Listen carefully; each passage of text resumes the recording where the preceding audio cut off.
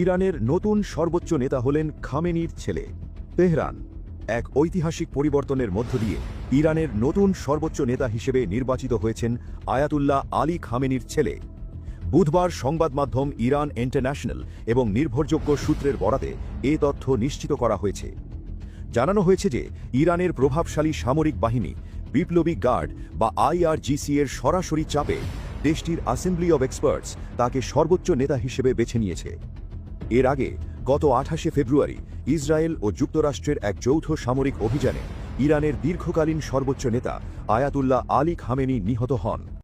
এই হামলায় ইরানের ভেতরে ব্যাপক ক্ষয়ক্ষতি হয়েছে এবং অনেক সাধারণ মানুষের প্রাণহানির খবর পাওয়া গেছে।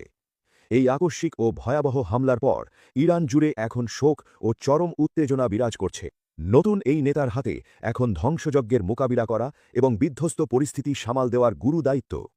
দেশের এই ভয়াবহ ক্ষয়ক্ষতির প্রেক্ষাপটে তার নেতৃত্ব আগের চেয়ে অনেক বেশি কঠোর হবে বলে মনে করা হচ্ছে।